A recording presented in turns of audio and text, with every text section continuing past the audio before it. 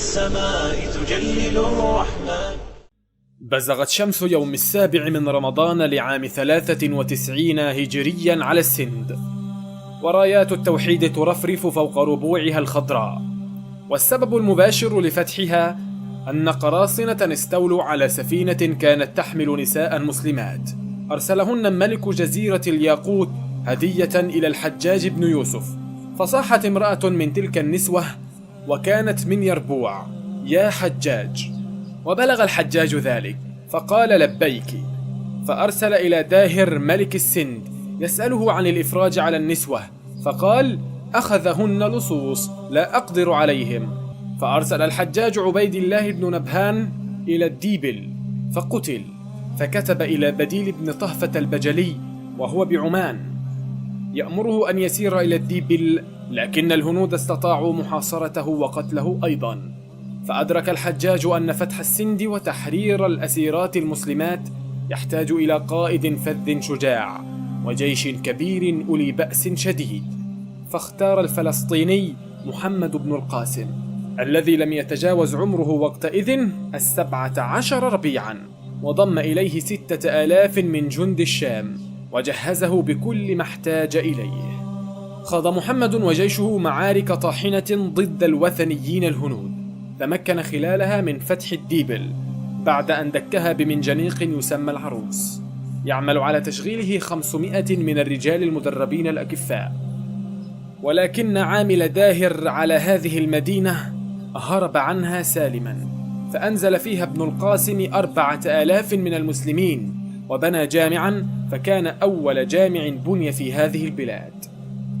ثم فتح محمد النيروان صلحا، وجعل لا يمر بمدينة إلا فتحها.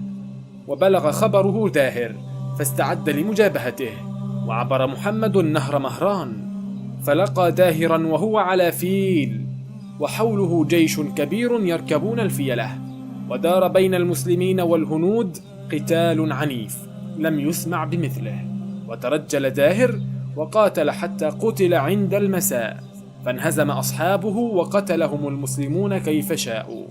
فقال قاتل داهر وهو من قبيلة كلاب الفلسطينية: الخيل تشهد يوم داهر والقنا، ومحمد بن القاسم بن محمد، أني فرجت الجمع غير معردي، حتى علوت عظيمهم بمهندي، فتركته تحت العجاج مجندلا، متعفر الخدين غير موسد.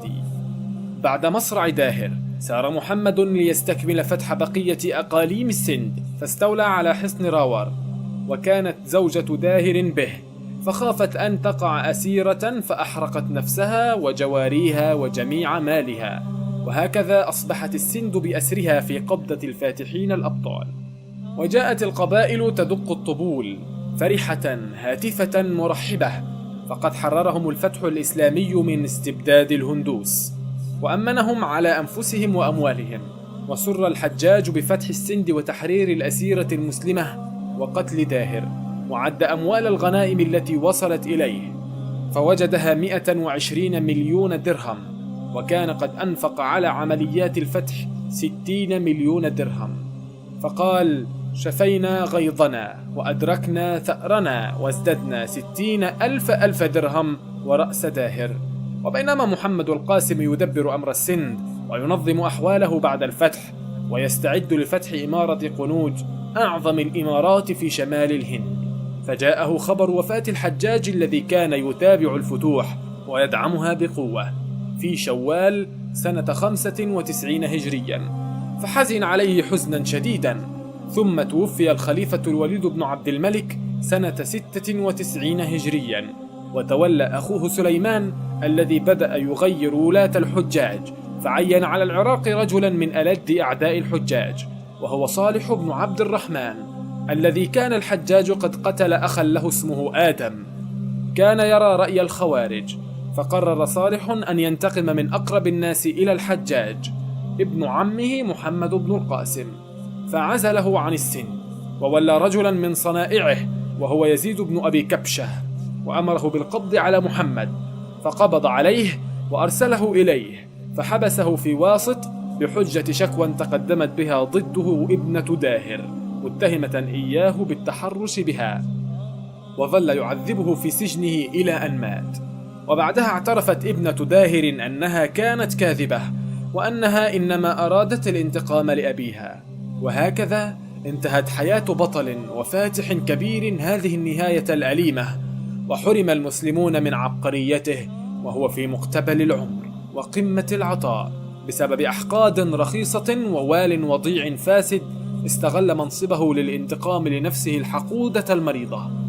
وكان محمد قد أدرك مصيره بمجرد أن قبض عليه يزيد بن أبي كبشة، لكنه آثر أن يلقى هذا المصير المؤلم على أن يشق عصا الطاعة على الدولة، إذ كان بإمكانه أن يستقل بهذه البلاد التي يحبه أهلها وفاتحوها.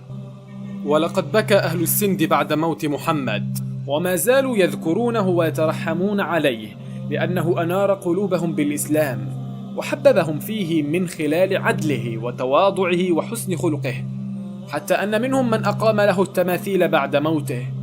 أما الذين عزلوه واتهموه وظلموه وعذبوه وقتلوه فقد لعنوهم في الدنيا وما زالوا يلعنونهم، ولهم في الآخرة عذاب شديد.